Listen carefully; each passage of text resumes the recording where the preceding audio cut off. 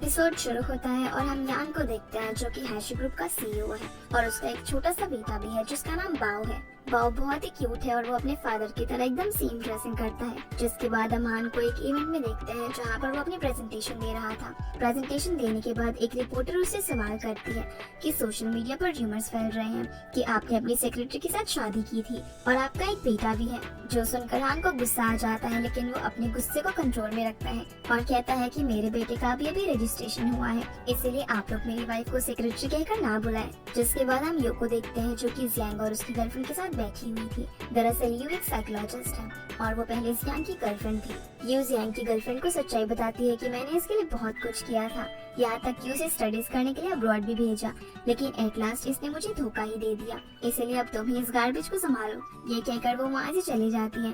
दूसरी तरफ हम बाओ को देखते हैं जो कि अपने फादर के ऑफिस का सारा सामान इधर उधर फेंक रहा था। तब सेक्रेटरी उसे समझाती है कि तुम्हारे फादर एक मीटिंग में है और वो थोड़ी ही देर में आ जाएंगे, पर बाओ उसकी एक नहीं सुनता। तभी हान वहाँ पर पहुँच जाता है और बाओ को डांटने लगता है, जहाँ हमें पता चलता है कि बाओ को साइकोलॉजिकल डिजीज है और वो बिल्कुल भी बात नहीं करता और उसकी सारे डॉक्टर्स ने बाओ से तंग आकर रिजाइन दे दिया है क्योंकि बाओ को संभालना उनकी बस की बात नहीं थी। उसके फादर भी इस बात से काफी परेशान थे क्योंकि कोई भी डॉक्टर बाओ को ट्रीटमेंट नहीं दे पा रहा था, इसीलिए वो बाओ को अपने साथ ही रखता है। फिर हम यू को देखते हैं जो कि अपने फ्रेंड रुओ के साथ बाहर आई थी।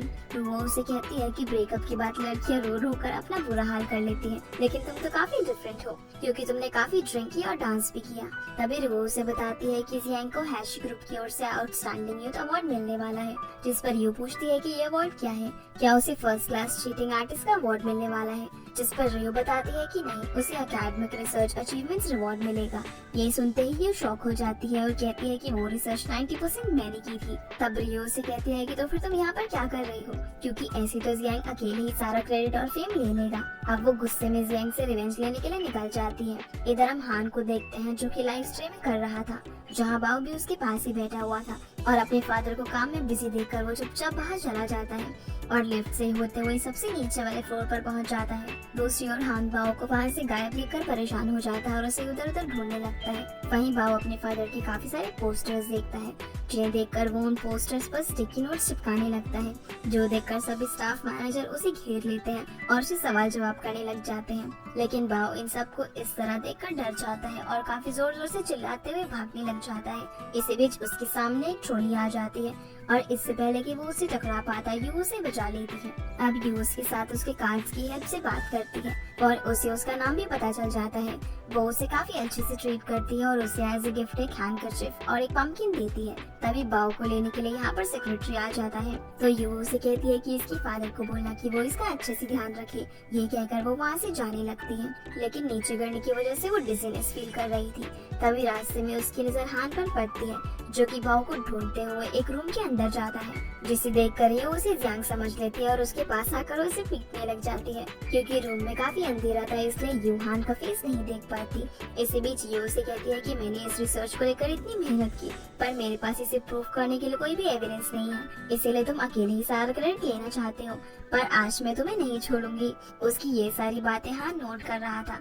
फिर वो लाइट ऑन करता है तो यू उसका फेस देखती है और उससे पूछती है कि तुम कौन हो, जिस पर हान कहता है कि मारने से पहले तुम्हें क्यों नहीं दिखा। तभी यू पीछे की ओर मुड़ती है, लेकिन उसके बाद हान की टाइम में फंसे हुए थे, जिस कारण से ये दोनों एक दूसरे के काफी करीब आ जाते हैं और इनका ये सीन हान के फोन में चल रही लाइव स्ट्रीमिंग में ऐड हो जाता है। पर फिर यू एक सीजर की मदद से अपने फंसे हुए बाल को काट देती है और हान को सॉरी बोलकर वहाँ से जाने लगती है। इसी बीच उसकी नजर जियांग पर पड़ती है, जो कि यहाँ अपनी गर्लफ्रेंड के साथ आया हुआ था, क्योंकि हान ही उसे अवार्ड देने वाला था, लेकिन यू उसे इग्नोर करके वहाँ से चली जाती है। जिसके बाद हम अवार्ड सेरेमनी को देखते हैं, जहाँ पर हान जियांग का नाम अनाउंस करने वाला था, लेकिन तभी उसे यू की बातें याद आती हैं और वो समझ जाता है कि इस अवार्ड का असली हकदार जियांग नहीं बल्कि यू है, इसीलिए वो यहाँ पर किसी का भी नाम अनाउंस नहीं करता, जो देखकर सभी लोग गॉसिप करने लग जाते हैं। लेकिन हान सबको इग्नोर करके वहाँ से चला जाता है। फिर रात में हान कुछ साइकोलॉजिस्ट के रिज्यूम चेक करता है, जो कि उसकी सेक्रेटरी ने बाओ के लिए चूज किए थे। इनमें से एक साइकोलॉजिस्ट यू भी थी, जिसकी फोटो देखते ही हान उसकी फाइल को डंप कर देता है और अपने बेटे के पास आकर उसे सोने के लिए कहता है। इसी बीच बाओ यू के दिए हुए हैंकरचीफ को स्मेल करता है, तो उसकी फ्रेग्रेंस उसे काफी फेमिलियर सी लगती है। रात में हान को एक सपना आता है जिसमें उसका एक्सीडेंट हो चुका था और एक लड़की उसके बेटे को लेकर वहाँ से जा रही थी। हालांकि हान उस लड़की को इशारा करके रोकने की कोशिश करता है, लेकिन वो लड़की वहाँ से चली जाती है। अगली सुबह हान का फ्रेंड वेंगू उसके पास आता है और उसे वो लाइव स्ट्रीम दिखाते हुए पूछता है कि ये लड़की कौन है, जिस पर हान कहता है कि मैं नहीं जानता कि ये कौन है, बल्कि मैं तो इस बात से वरीड हूँ कि आप लोग इस लड़की को मेरी वजह से ट्रोल करेंगे। इसी बीच हान उसे डस्टबिन ट्रैश करने के लिए कहता है जिसमें यू की फाइल पड़ी हुई थी, जो देखकर वेंगू उससे और ज्यादा सवाल जवाब करने लगता है, लेकिन हान उसे यहाँ से भगा देता है और खुद ही उस फाइल को डिस्ट्रॉय करने लगता है। दूसरी तरफ रू यू को सोशल मीडिया पर वही वाली फोटोज दिखाती है जो कि किसी ने अपने अकाउंट पर पब्लिश करी हुई थी, जो देखकर यू काफी शॉक हो जाती है क्योंकि लोग सोच रहे थे कि शायद हान किसी लड़की को डेट कर रहा है। खैर आगे हान बियाओ को एक हॉस्पिटल में लेकर जाता है और इस हॉस्पिटल में यू भी काम करते हैं। इसी बीच यू बाओ के चिल्लाने की आवाज सुनती है तो वो फटाफट से उस रूम के अंदर पहुंचती है जहाँ एक नर्स बाओ को हैंडल नहीं कर पा रही थी, जो देखकर यू उसके पास जाती है और बाओ चिल्लाना बंद कर देता है। वो उसके साथ काफी अच्छे से कोऑपरेट कर लेती है, जिसके बाद एक छोटी लड़की बाओ की फ्रेंड बनने के लिए उसके पास आती है। वो उसके साथ बात करने की भी कोशिश करती है, लेकिन बाओ बिल्कुल शांत बैठा हुआ था। तभी यू वहाँ पर आ जाती है और उस लड़की को बाओ से दूर रहने के लिए कहती है। इसी बीच हान भी वहाँ पर आता है और यू को आंटी कहते हुए बाओ से पीछे हटने के लिए कहता है। अब ये दोनों एक दूसरे को यहाँ पर देखकर शॉक हो जाते हैं। तभी हान यू को कहता है कि तुमने कल रात मेरे अगेंस्ट काफी सख्ती प्लान बनाया था, क्योंकि उस वीडियो से मेरी कंपनी पर काफी इम्पैक्ट पड़ा और मेरा काफी लॉस हो गया। ये कहते हुए वो यू को उस वीडियो के लिए ब्लेम करता है, तो यू कहती है कि लॉस तुम्हारे अकेले का नहीं है बल्कि मेरा भी हुआ है और तुम्हारी वजह से मुझे तो अपने हेयर कट ही कराना पड़ गया। अब यहाँ हान उसे इस सब के बदले 2000 युआन देता है और बाओ को यहाँ से ले जाने लगता है, पर जाते जाते वो कहता है कि आगे से ऐसी आंटी से दूर ही रहना। खैर आगे ये दोनों यहाँ से बाहर निकल रहे होते हैं तो रास्ते में बाओ यू की फोटो की तरफ इशारा करता है और उस हैंकरचीफ को निकालकर स्मेल करता है। साथ ही साथ वो खुद को एक कार्ड भी देता है। दरअसल बाओ अपने फादर को ये बताना चाहता था कि वो हैंकरचीफ यू ने ही उसे दिया था और उसकी ये बात हान समझ भी देता है, जिसके बाद ये दोनों घर पर होते हैं जहाँ बाओ हान को यू के साथ स्केच बनाकर दिखाता है, जिससे हान समझ जाता है कि बाओ चाहता है कि वो उसके घर उसकी डॉक्टर बनकर रहे। जिसके अगले दिन सेक्रेटरी हान को यू की सारी इन्फॉर्मेशन देता है और कहता है कि मैंने पहली बार बाओ को किसी स्ट्रेंजर पर्सन के साथ इतना क्लोज देखा था। फिर हान वेंगू के साथ मिलकर यू का बैकग्राउंड चेक करता है और ये दोनों इस बात से काफी ज्यादा क्यूरियस थे कि आखिर बाओ ने उस लड़की में ऐसा क्या देख लिया। हान वेंगू को कहता है कि उस लड़की में जरूर कुछ ना कुछ तो स्पेशल है। फिर वो बाओ के पास जाता है और कहता है कि मेरे लिए सबसे इम्पोर्टेंट मेरा बेटा है और आखिर में वो यू के पास पर्सनल डॉक्टर का प्रपोजल सेंड कर देता है, जिसके अगले दिन सेक्रेटरी हान को बताती है कि उस डॉक्टर ने आपका प्रपोजल रिफ्यूज कर दिया है।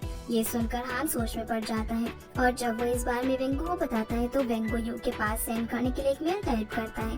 हालांकि हान उसे रोकता है, लेकिन वो उसकी एक नहीं सुनता और मेल सेंड कर देता है, पर यू उनकी मेल का भी कोई रिप्लाई नहीं करती। जिसके बाद हान उसके पास खुद कॉल करता है और उसे अपनी कंपनी में आने के लिए इनवाइट करता है, पर यू को ऐसा लगता है कि शायद कोई उसके साथ मजाक कर रहा है और वो फ्रॉड कॉल समझकर कॉल कट कर देती है। जिसके अगले सीन में हान यू के हॉस्पिटल जाता है और उसे काफी पैसे ऑफर करके उसे उसका पर्सनल डॉक्टर बनने के लिए कहता है, लेकिन यू उसका ऑफर रिफ्यूज करते हुए कहती है कि मैं आपकी पर्सनल डॉक्टर नहीं बन सकती क्योंकि मैं फुल टाइम काम करती हूँ और वैसे भी हर चीज पैसों से नहीं खरीदी जा सकती। हालांकि हान उसे कन्विंस करने की बहुत कोशिश करता है, लेकिन यू उसकी एक नहीं सुनती और उसे यहाँ से जाने के लिए कह देती है। अब हान डिसअपॉइंट होकर वापस से घर आता है और वेंगू को सारी बातें बताता है, जो पता लगने पर वेंगू कहता है कि वो कोई ऑर्डिनरी लड़की नहीं है, इसीलिए शायद तुम्हें उसे अपनी ओर करने के लिए काफी कुछ करना पड़ेगा। जिसके बाद वेंगू उसे कुछ आइडियाज देता है और उसके कहने पर हान सबसे पहले यू के पास काफी सारे गिफ्ट सेंड करता है, लेकिन उसका पहला ही अटेम्प्ट फेल हो जाता है क्योंकि यू उसके दिए हुए गिफ्ट से बिल्कुल भी इम्प्रेस नहीं होती। जिसके बाद हान अपनी गाड़ी से यू का पीछा करता है और उसे रोकने की कोशिश करता है, लेकिन यू तो उसे इग्नोर करते हुए भागे जा रही थी। तभी यू एक नैरो स्ट्रीट में पहुंच जाती है और हान उस स्ट्रीट की दूसरी साइड पहुंचकर उसे रोक लेता है, जो देखकर यू उससे पूछती है कि तुम्हें मेरे एड्रेस के बारे में कैसे पता चला। तो हान कहता है कि मुझे इस बारे में तुम्हारे रिज्यूम से पता चला।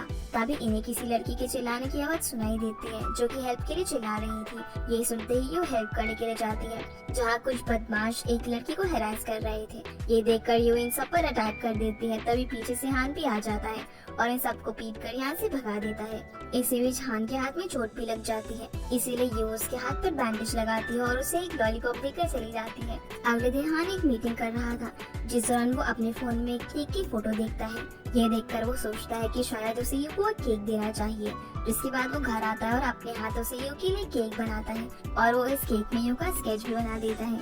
फिर वो बाओ के साथ यू को केक देने के लिए हॉस्पिटल जाता है, जहाँ यू उस केक को देखकर खुश हो जाती है। इसी बीच यू गन शूटिंग गेम ट्राई करती है, लेकिन वो पॉइंट को टारगेट नहीं कर पाती, इसीलिए हान उसकी हेल्प करता है और वो एक बार फिर से एक दूसरे के करीब आ जाते हैं। जिसके अगले दिन हान अपनी कंपनी के हेल्थ ब्रेसलेट्स को चेक कर रहा था, जिन्हें उसकी कंपनी ने हाल ही में लॉन्च किया था।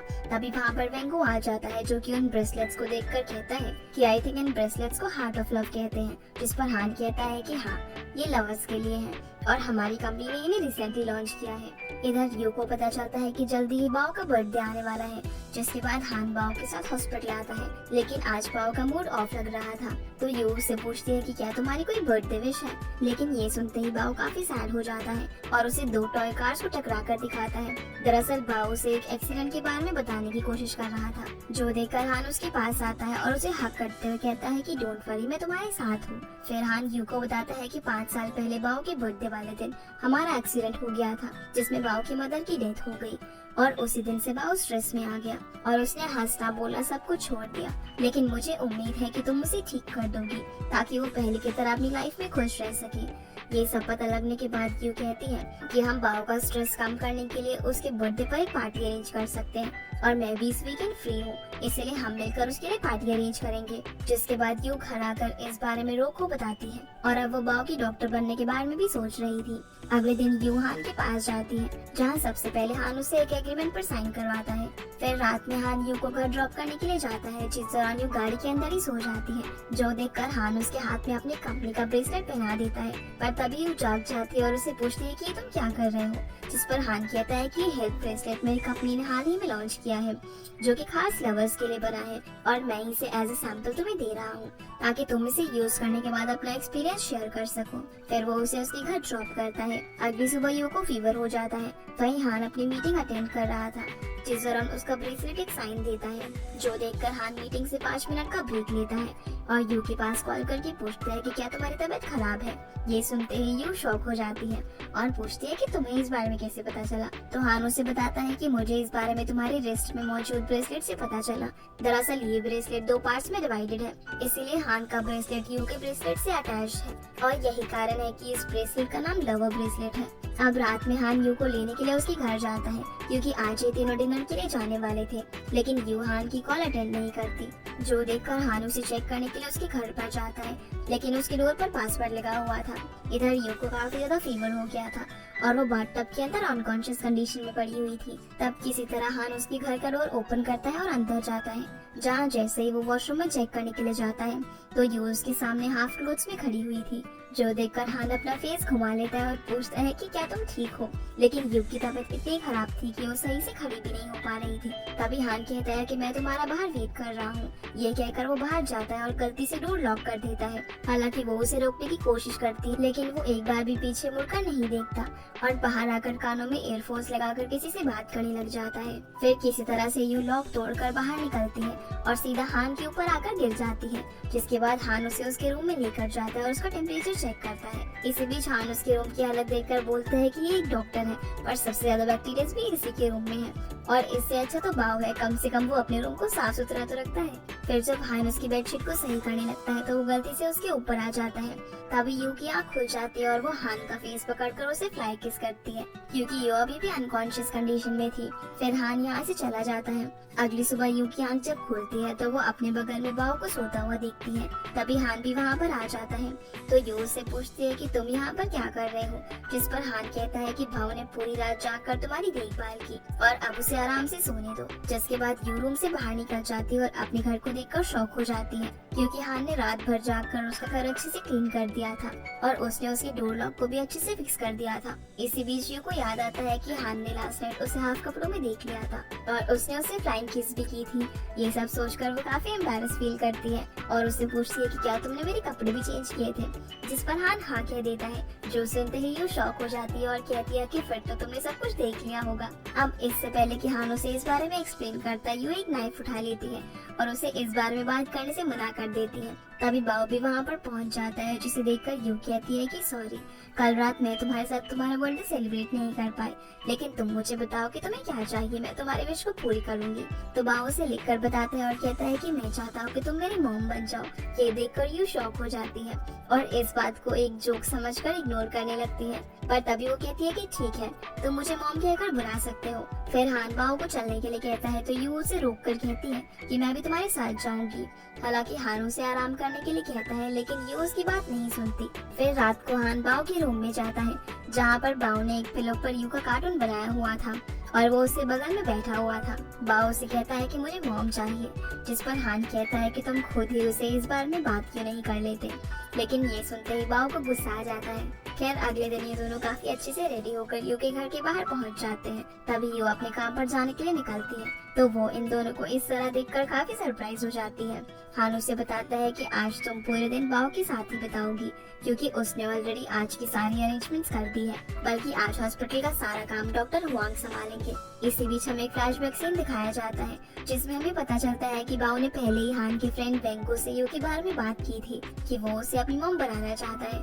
तो वेंगू ने उसे बहुत सारे आइडियाज बताए थे, जिन सब आइडियाज को बाओ आज यूज करने वाला था। अब प्लान के अकॉर्डिंग बाओ यू और हान को एक गेम जोन में लेकर जाता है और उन्हें वहाँ पर रूम एस्केप में भेज देता है, क्योंकि उसे लगता है कि वो दोनों वहाँ पर 2 घंटे के लिए साथ में रहेंगे, तो शायद उन दोनों की कुछ बात बन जाएगी। लेकिन वो दोनों तो 10 मिनट के अंदर ही रूम एस्केप से बाहर आ जाते हैं। अब बाओ का पहला आइडिया तो फेल हो जाता है, फिर वो इन दोनों को थ्रिल रूम के अंदर भेजता है, लेकिन यू वहाँ पर भी डरती नहीं है, बल्कि वो तो वहाँ पर मौजूद फेक घोस्ट को मारकर भगा देती है, जिस कारण से बाओ का दूसरा प्लान भी फेल हो जाता है। फिर आगे ये तीनों पिकनिक के लिए एक दूसरी जगह पर जाते हैं, जहाँ रास्ते में बाओ वेंगू के पास कॉल करके उससे वहाँ पर आने के लिए बोलता है, जिसके बाद ये तीनों अपने डेस्टिनेशन पर पहुँच जाते हैं, जहाँ बाओ अपना एक टॉय जानबूझकर दूर फेंक देता है। तो जब यू उसे लेने के लिए जाती है, तो वो अपने फादर को बोलता है कि मुझे ठंड लग रही है, इसलिए अब हान भी उसके लिए कार से जैकेट लेने के लिए जाता है। तो बाओ की नजर वेंगू पर पड़ती है, जो कि वहाँ पर पहुँच चुका था, और वो मौका देखकर यहाँ से उसके साथ चला जाता है। ये दोनों गाड़ी के पास आकर साथ में ही फोटो क्लिक करते हैं और वेंगू उस फोटो को हान को सेंड कर देता है। फिर ये दोनों पिकनिक का सारा सामान वहाँ पर रखकर गाड़ी लेकर निकल जाते हैं। दरअसल इनका प्लान ये था कि हान और यू इस जगह पर साथ में रात बिताए और ये दोनों किसी तरह से एक दूसरे के क्लोज आ जाए। इधर यू और हान दोनों बाओ को ढूंढ रहे थे। इसी बीच हान अपने फोन पर उन दोनों की फोटो देखता है और वो समझ जाता है कि बाओ वेंगू के साथ है। तभी यू पानी में बाओ की कैप देती है। ये देखकर उसे लगता है कि शायद बाओ पानी के अंदर डूब रहा है और वो उसे बचाने के लिए पानी में कूद जाती है, लेकिन हान उसे फोटो दिखाते हुए कहता है कि बाओ बिल्कुल सेफ है। जिसकी बाद ये दोनों सड़क पार जाते हैं, लेकिन वहाँ से इनकी गाड़ी गायब थी और सारा सामान बाहर रखा हुआ था। इन दोनों के फोन्स भी पानी में भीगने की वजह से खराब हो चुके थे, जिस कारण से ये लोग उनके पास कॉल नहीं कर सकते थे। अगले सीन में हम देखते हैं कि दोनों ने रात बिताने के लिए एक टेंट लगाया हुआ था और दोनों टेंट के बाहर बैठे हुए थे। तभी हान यू को कपड़े चेंज करने के लिए कहता है, क्योंकि उसके कपड़े कुछ ज्यादा ही भीग चुके थे। फिर वो कपड़े चेंज कर लेती है, जिसके बाद ये नूडल्स खाती है और हान को भी खाने के लिए कहती है, लेकिन हान कहता है कि मुझे ये पसंद नहीं है। पर तभी उसे भी भूख लगने लग जाती है और चॉपस्टिक उठाकर वो भी नूडल्स खाने लग जाता है। इसी बीच हान उससे पूछता है कि तुमने अपनी जान की परवाह किए बिना ही पानी में छलांग क्यों लगा दी, जिस पर यू कहती है कि मैंने सोचा कि बाओ सच में पानी के अंदर डूब रहा है और उस टाइम मुझे कुछ भी नहीं समझ आया, इसलिए मैंने उसे बचाने के लिए सीधा लेक के अंदर छलांग लगा दी। वैसे भी बाओ मुझ पर बहुत ही ट्रस्ट करता है, इसीलिए अगर मैं ऐसा ना करती तो मुझे बाद में बहुत ज्यादा गिल्टी फील होता।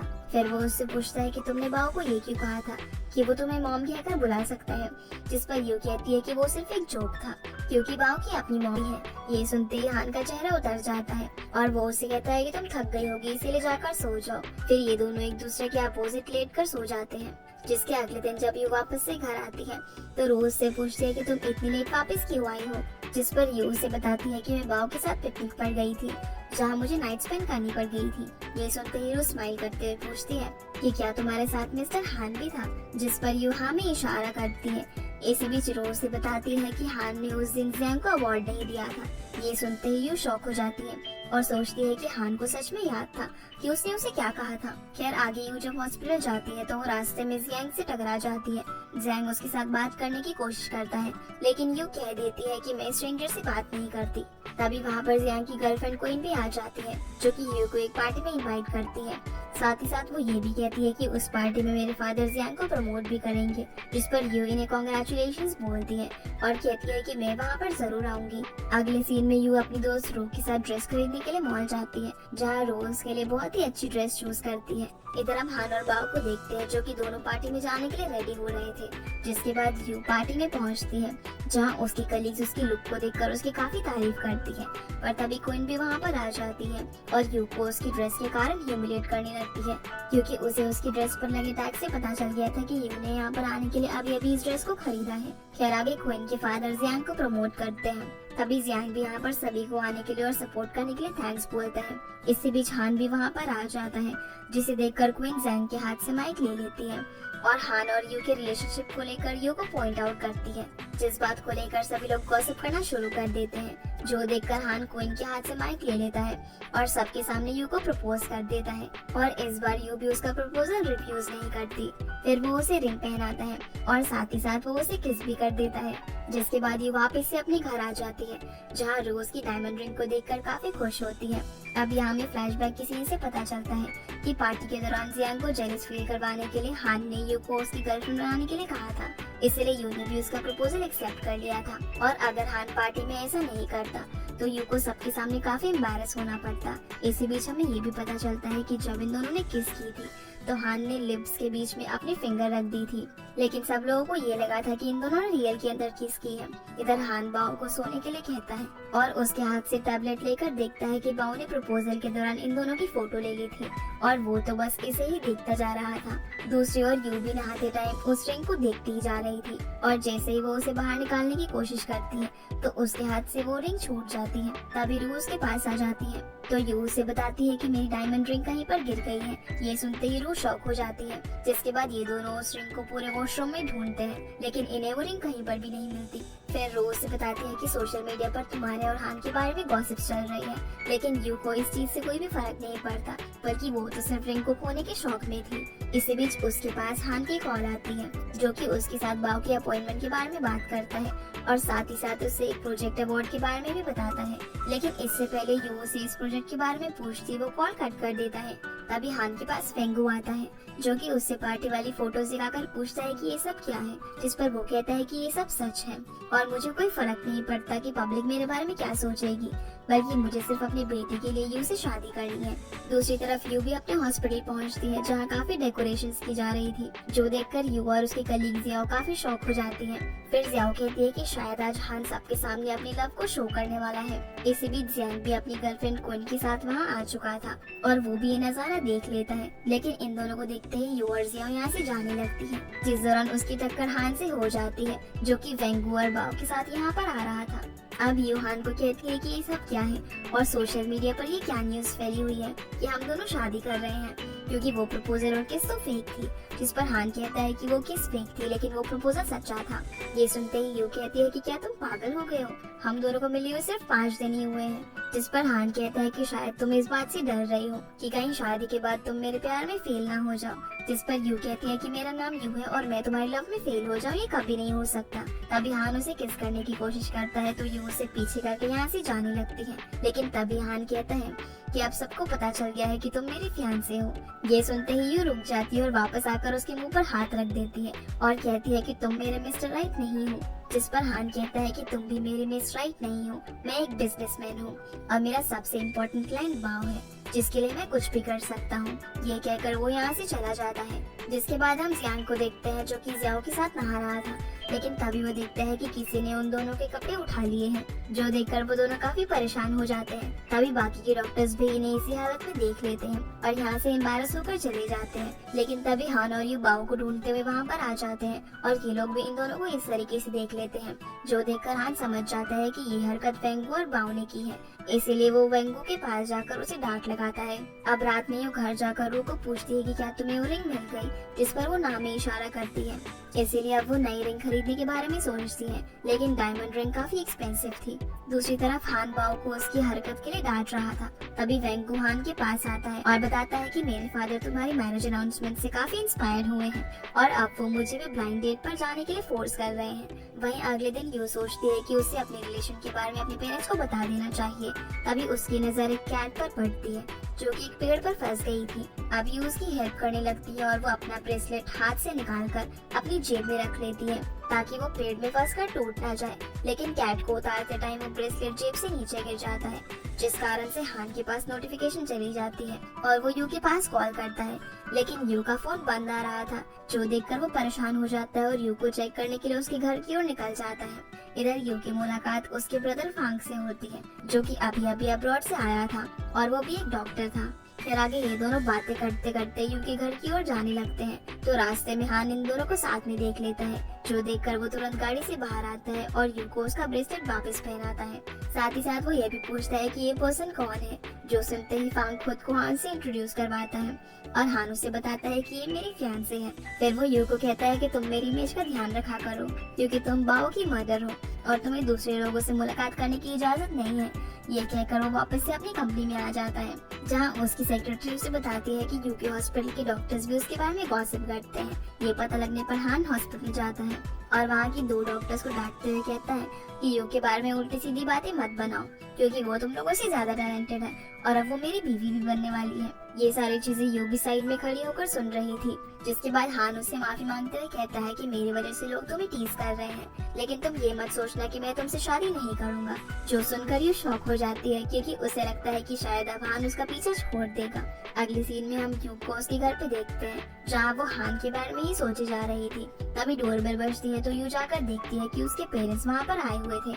अब सडनली अपने पेरेंट्स को देखकर वो काफी शॉक हो जाती है और यहाँ उसकी मदर उसकी घर की हालत देखकर उसे काफी खरी खोटी सुनाती है, क्योंकि यू अपने घर की बिल्कुल भी साफ सफाई नहीं करती। जिसके बाद उसके पेरेंट्स यू के साथ हान के बारे में भी बात करते हैं, क्योंकि उन्हें ऑलरेडी पता चल गया था कि यू हान के साथ शादी करने वाली है। लेकिन यू ने सारी बात सच सच बता देती है कि ये सिर्फ एक फेक मैरिज है। ये पता लगने पर उसके पेरेंट्स काफी शॉक हो जाते हैं और ये एपिसोड यहीं पर खत्म हो जाता है। तो गाइस, ये थी आज की वीडियो एंड आई होप आप लोगों को वीडियो पसंद आई होगी, तो इस वीडियो को लाइक कर चैनल को सब्सक्राइब जरूर कीजिएगा। आपसे फिर मिलते हैं अगले एपिसोड में, तब तक के लिए गुड बाय।